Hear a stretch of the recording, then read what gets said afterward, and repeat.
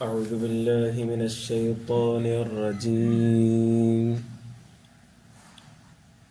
بسم الله الرحمن الرحيم. والله على كل شيء قدير. دور شريف. اللهم صل على سيدنا محمد وعلى آل سيدنا رب زدني علما وارزقني فهما سبحانك لا علم لي. मुझे मुअज़्ज़ज़ मुहतरम मुकर्रम मुजाहिद मुवाहिद भाइरों दोस्तों ऐं बुज़ुर्गो, सुभाणे 26 डिसंबर 2019 सुबुह जो पाकिस्तान जे अंदरि ॿियनि ममालिक सां गॾोगॾु सिज ग्रहण थींदो। सिज बेनूर थींदो, उनजी रोशनी खसी वेंदी। इहो अल्लाह तबारक व तआला छा ॼाण कंदो आहे? इन करे कंदो आहे जो अल्लाह तबारक व तआला पंहिंजे बाननि खे ॾिॼारे थो पियो त मां अल्लाह जॾहिं सिज जहिड़ी बला खे बेनूर करे छॾियां थो, चंड जहिड़े देव हेकल शइ खे मां बेनूर करे छॾियां थो, त इंसान तूं इन्हनि जे साम्हूं कहिड़ी हैसियत थो रखी? ईअं मां अल्लाह खां ॾिॼ ईअं न थिए त जीअं हे बेनूर थी विया आहिनि तोखे मां बेनूर करे छॾियां। इन करे इहा हिकमत बयानु कई वञे थी पई सिज गिरण जी ऐं चंड गिरण जी, त उन्हनि खे अल्लाह तबारक व तआला कॾहिं कॾहिं बेनूर कंदो आहे। हिनजी वजह इहा हूंदी आहे त इंसान खे इत्तला ॾिजे त होशियारु थी। पोइ असांखे छा करणु घुरिजे? दुनिया जे अंदरि मुख़्तलिफ़ माण्हुनि जा मुख़्तलिफ़ नज़रिया आहिनि। इस्लाम चए थो त इन वक़्त में अल्लाह खां ॾिजणु घुरिजे, ख़ौफ़ ख़ुदा पंहिंजे पाण जे मथां तारी कजे। ख़ाली इहो तव्हां ई असांजे लाइ सबबु कोन्हे, बल्कि नबी करीम सल्लल्लाहु अलैहि वसल्लम बि सिज ग्रहण थींदो हो त ड्रिजंदा हुआ, ऐं अहिड़ो ड्रिजंदा हुआ जो अहादीस मुबारका पढ़ूं था त हैरान था थियूं। नबी सल्लल्लाहु अलैहि वसल्लम खे एॾो ख़ौफ़ हूंदो हो अल्लाह तबारक व तआला जो। हदीस मुबारका में अचे थो नबी करीम सल्लल्लाहु अलैहि वसल्लम ने इरशाद फरमायो इन्न शम्स वल क़मर आयतान मिन आयातिल्लाह, बेशक सिज ऐं चंड जेको आहे इहे अल्लाह जी निशानियुनि में ॿ निशानियूं आहिनि। ला यनकसिफान लिमौत अहदिन, के माण्हू जे मरण जे करे सिज ग्रहण चंड ग्रहण कोन थींदो आहे। मतां ईअं सम्झो त के माण्हू जे मरण जे करे थींदो आहे। वलाकिन अल्लाह तआला युख़व्विफ़ु बिहिमा इबादहु, अल्लाह तबारक व तआला इन्हनि ॿिन्हिनि खे कॾहिं कॾहिं बेनूर कंदो आहे। तव्हां त पंहिंजे ॿारनि खे ड्रिजायां तो मूंखां ड्रिजनि।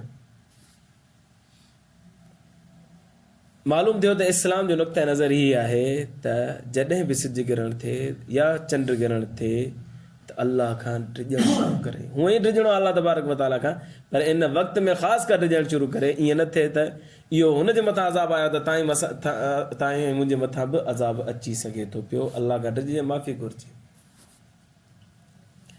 नबी सल्लल्लाहु अलैहि वसल्लम जन जी ड्रिजण जी कैफ़ियत हदीस मुबारका में अबू मूसा अशअरी रज़ियल्लाहु अन्हु फरमाए थो ख़सफ़त अश-शम्स फ़क़ाम नबी सल्लल्लाहु अलैहि वसल्लम फ़ज़अन, सिज गिरण थियो, अचानक नबी करीम सल्लल्लाहु अलैहि वसल्लम ख़ौफ़ में डप में उथिया। फ़अतल मस्जिद, जल्दी जल्दी मस्जिद में आया। फ़सल्ला, नमाज पढ़ना शुरू कर दी। बिअतवल क़ियामिन व रुकूइन व सुजूदिन, नमाज एडी डिगी पढ़ियूं जो उन में वॾो क़याम, वॾो रुकू, वॾो सजदो कयूं। अबू मूसा अशअरी रज़ियल्लाहु अन्हु फरमाए थो नबी साईं एडी डिगी नमाज पढ़ी जो इन खां अॻु असां कोन ॾिठोसीं साईं जन एडी डिगी नमाज पढ़ी हुजे। जेसि ताईं सिज गिरण मौजूदु हुयो तेसी ताईं नबी सल्लल्लाहु अलैहि वसल्लम जन नमाज में मशगूल रहे। पोइ कलाक हो या 2 कलाक या 3 कलाक या 4 कलाक, जेतिरा कलाक हो ओतिरा कलाक नबी सल्लल्लाहु अलैहि वसल्लम नमाज में मसरूफ़ रहे। फारिग थिया, फरमायो वक़ाल हादिहिल आयातुल्लती युरसिलुल्लाहु, ये अल्लाह जी निशानी आहे। अल्लाह साईं इंसाननि जे लाइ मोकिले थो पियो। ला तकून लिमौत अहदिन वला लिहयातिही, के माण्हू जे बचण या मरण जे करे ईअं कोन थींदो आहे। वलाकिन युख़व्विफ़ुल्लाहु बिहा इबादह, अल्लाह तबारक व तआला पंहिंजे ॿारनि खे ड्रिजाए थो इन इहो अमल करे त मूंखां ड्रिजो, मां ही करे सघां थो, तव्हांखे बि हशर नशर करे सघां थो। फ़इज़ा रअयतुम शयअम मिन ज़ालिक, जॾहिं तव्हां ईअं ॾिसो, नबी सल्लल्लाहु अलैहि वसल्लम फरमाए जॾहिं तव्हां इहो कमु ॾिसो सिज गिरण थिए थो, फ़फ़ज़अू इला ज़िक्रिही व दुआही व इस्तिग़फ़ारिही, तकड़ कयो ज़िक्र में अल्लाह जी मशगूल थी वञो, इस्तिग़फ़ार में मशगूल थी वञो ऐं दुआउनि में अल्लाह खे राज़ी करण में मशगूल थी वञो तव्हां। हीअ रिवायत बि बुख़ारी शरीफ़ जी रिवायत है। टी रिवायत अबू बुकरा रज़ी अल्लाह ताला अन्हु फरमाइनि था कुन्ना इंद नबी सल्लल्लाहु अलैहि वसल्लम फनकसफ़त अश-शम्स। अबू बुकरा रज़ी अल्लाह ताला ने फरमाया तो असां नबी साईं सां गॾु वेठा हुआसीं, अचानक सिज ग्रहण थी वियो। फ़क़ाम रसूलुल्लाह सल्लल्लाहु अलैहि वसल्लम यजुर्रु रिदाअहु हत्ता दख़ल अल मस्जिद। नबी करीम सल्लल्लाहु अलैहि वसल्लम जन पंहिंजी चादर खे गीलींदे गीलींदे मस्जिद में आया। माना चादर माण्हू उथंदो कॾहिं बि त चादर खे खणंदो, हुनखे वेड़े सेड़े मथे ते रखंदो या कुल्हे ते रखंदो या सेट करे रखंदो न, पर नबी सल्लल्लाहु अलैहि वसल्लम उनखे सेट ई कोन कयो। साईं जन गीले गीले जल्दी जल्दी मस्जिद में आया, नमाज़ पढ़ायूं, पोइ वरी उते रुना, दुआऊं घुरियूं, अल्लाह खे राज़ी कयूं। इहो नबी करीम सल्लल्लाहु अलैहि वसल्लम जन अमल कयो। ख़बर पए थी त अल्लाह जो रसूल सिज गिरण में डिॼंदो हुयो। तव्हां असांखे बि घुरिजे त सिज गिरण थिए त डिॼूं अल्लाह तबारक। इहे बि बुख़ारी शरीफ़ जी रिवायत आहे त इस्लाम हिकिड़ो नज़रियो ॾिए थो असांखे त सिज गिरण ते चंड गिरण ते छा कबो आहे, अल्लाह खां डिॼणो आहे। इन में कम कहिड़ा करणा आहिनि उहे अॻिते हली बयान थो कयां। ॿियो नज़रियो ज़माने जाहिलियत जे माण्हुनि जो हुयो। नबी सल्लल्लाहु अलैहि वसल्लम खे अल्लाह तबारक व तआला जे माशरे जी तरफ़ मबऊस फरमायो। उहो माशरो छा नज़रियो रखंदो, सिज गिरण थींदो, चंड गिरण थींदो। जाबिर रज़ी अल्लाह अन्हु फरमाए थो इनकसफ़त अश-शम्सु अला अहद रसूलिल्लाह सल्लल्लाहु अलैहि वसल्लम यौमुन मात इब्राहिम इब्न रसूलिल्लाह सल्लल्लाहु अलैहि वसल्लम। नबी साईं जे दौर में सिज गिरण थियो। उन ई ॾींहुं इत्तिफ़ाक़ सां इब्राहिम नबी सल्लल्लाहु अलैहि वसल्लम जो पुटु हुयो, 17 महीननि जो, उन जो इंतकाल थी वियो। माण्हू फ़क़ाल अन्नास इन्नमा इनकसफ़त अश-शम्सु लिमौत इब्राहिम। माण्हू चवण लॻा इब्राहिम जो इंतकाल थियो आहे, इन करे सिज गिरण थियो आहे। छो करे उतां जे माण्हू जो इहो अक़ीदो ऐं नज़रियो हो त कंहिं वॾी शख़्स जो इंतकाल थींदो न त पोइ सिज गिरण थींदो आहे या चंड गिरण थींदो आहे, या को वॾो वाक़ियो रुनमा थींदो आहे त उनजे करे इहो सिज गिरण या चंड गिरण थींदो आहे। इहा मुस्लिम शरीफ़ जी रिवायत। हिकिड़ी ॿी रिवायत जंहिंमें नबी सल्लल्लाहु अलैहि वसल्लम इन नज़रिये खे पाण बि ज़िक्र फरमायो त माण्हू जाहिलियत जो ही नज़रियो रखनि था पिया। नुमान बिन बशीर रज़ियल्लाहु अन्हु फरमाया नबी करीम सल्लल्लाहु अलैहि वसल्लम ने इरशाद फरमाया इन्नल जाहिलियत कानू यक़ूलून इन्न अश-शम्स वल क़मर ला यनकसिफ़ान इल्ला लिमौत अज़ीम मिन उज़माइल अर्ज़। नुमान बिन बशीर रज़ियल्लाहु अन्हु फरमाइनि था नबी करीम सल्लल्लाहु अलैहि वसल्लम जन फरमायो त जाहिलियत जे ज़माने वारा माण्हुनि जो ही नज़रियो ऐं अक़ीदो आहे त सिज ऐं चंड खे गिरहण नथो लॻे, इहे गिरहण नथो, सिज ऐं चंड गिरहण नथो थिए। हा तॾहिं थिए थो जॾहिं की वॾी अज़ीम इंसान जो इंतकाल थिए थो, तॾहिं सिज गिरण या चंड गिरण थींदो आहे। इहो नज़रियो त उहो ई ग़लति आहे। नबी सल्लल्लाहु अलैहि वसल्लम इन जी तरदीद फरमाई। इहा नसाई शरीफ़ जी रिवायत। हिकिड़ो टियों नज़रियो बि आहे। नुजूमी जेके आहिनि पामिस्टर, उन्हनि जो नज़रियो आहे त सिज गिरण या चंड गिरण थींदो आहे इंसान खे नुक़सानु ॾियण जे लाइ। पोइ हिकिड़ी वीडियो ॿुधी हुई हिकिड़े पामिस्टर जी। उहो चए पियो त नबी सल्लल्लाहु अलैहि वसल्लम सिज गिरण महिल निमाज़ में मशगूल थी वेंदा, दुआउनि में मशगूल थी वेंदा, ख़ैर जे कम में मशगूल थी वेंदा। इन मां ख़बर पई नुक़सानु थींदो न, उन बचण जे लाइ ख़ैर में मशगूल थी वेंदा। माना इहो सिज चंड गिरण जेका थिए थो न, इहो माण्हू खे नुक़सानु ॾियण जे लाइ थिए थो पियो। इहो हुननि जो ग़लति नज़रियो आहे, ईअं कोन्हे।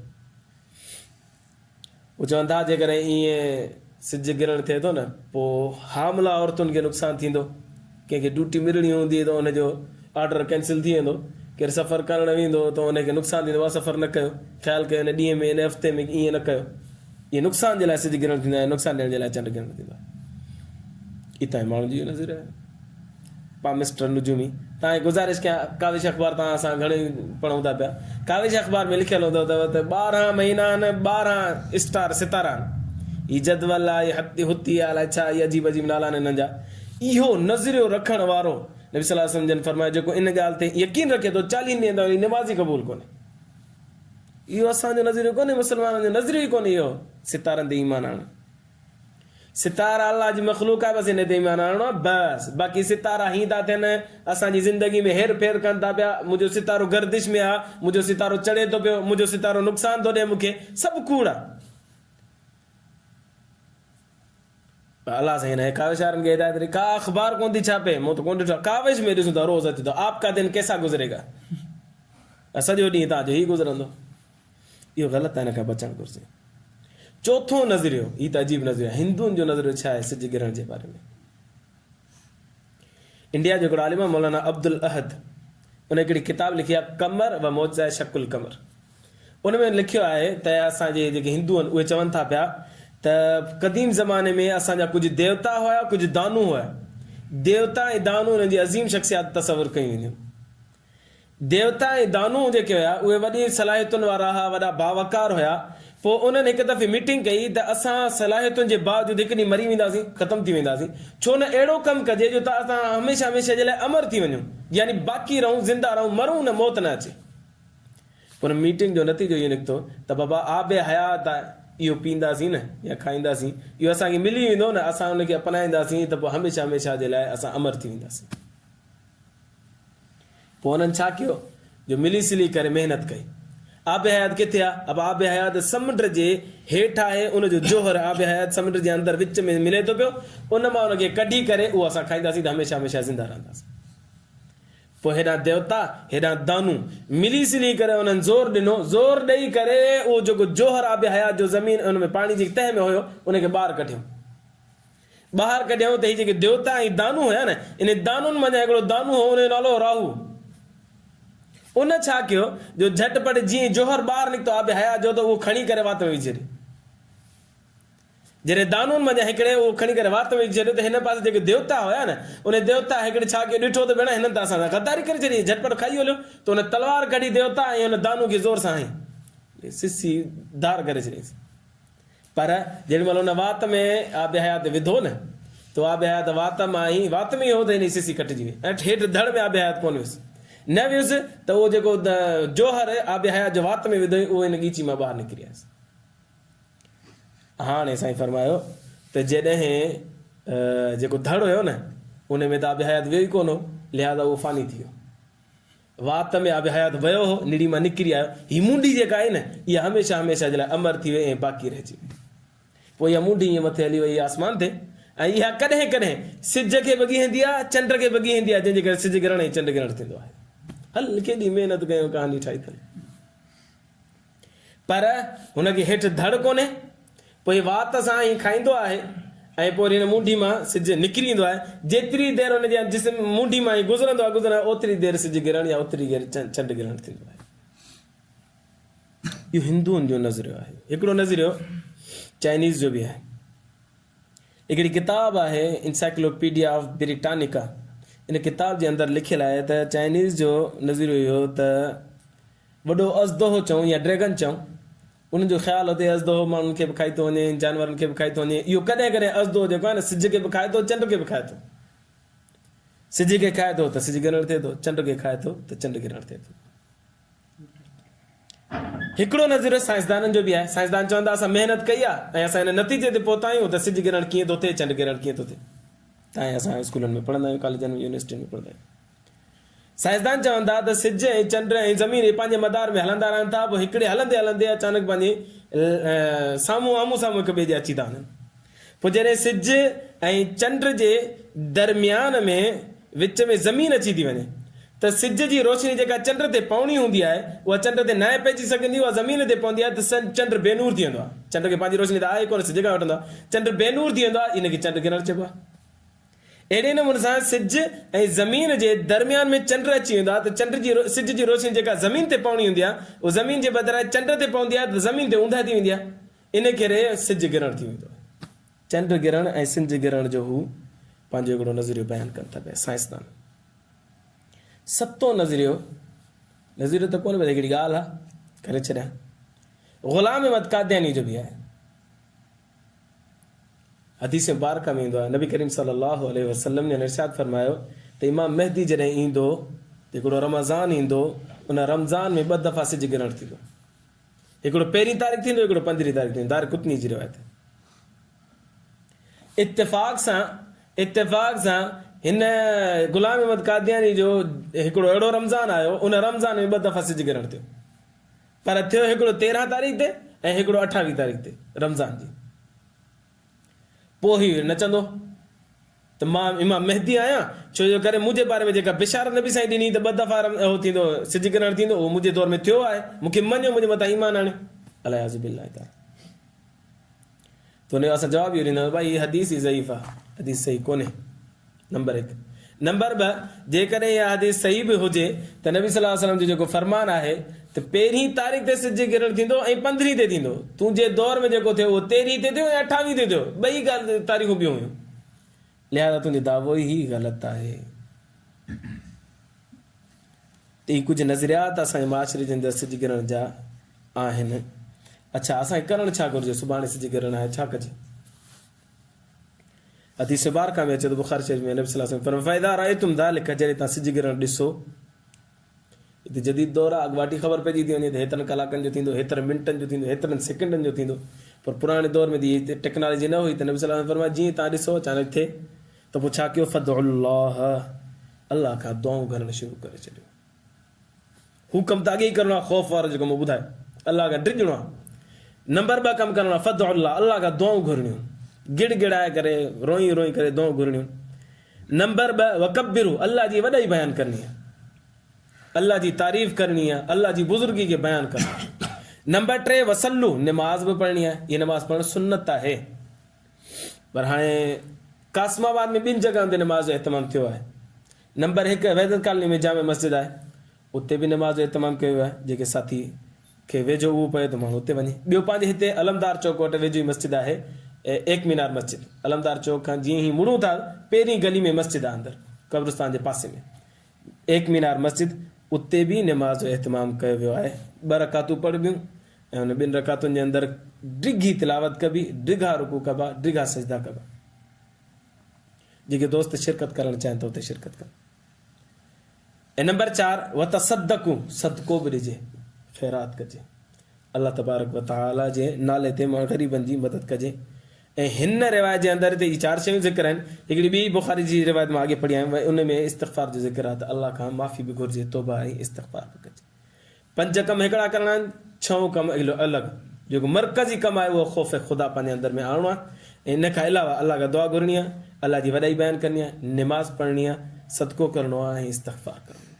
अल्लाह तबारक व तआला खां दुआ आहे अल्लाह ईमान जी ज़िंदगी, ईमान ते मौत नसीब फरमाए। आख़िर दावाना अनिल हम्दुलिल्लाह। अल्लाहुम्मा लकल हम्दु कुल्लु कमा अंत अहलुहु वसल्लि अला मुहम्मदिन कमा अंत अहलुहु वफ़अल बिना मा अंत अहलुहु फ़इन्नका अंत अहलुत तक़वा व अहलुल मग़फ़िरह।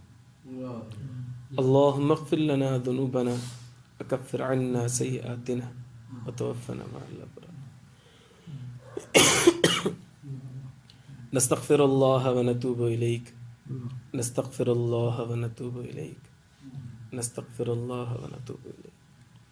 रब्बना तक़ब्बल मिन्ना इन्नका अंतस समीउल अलीम, तुब अलैना इन्नका अंतत तव्वाबुर रहीम। वसल्लल्लाहु तआला अला खैरि ख़ल्क़िही मुहम्मदिन व आलिहि व अस्हाबिहि व अहलि बैतिहि व तबाइहि अजमईन।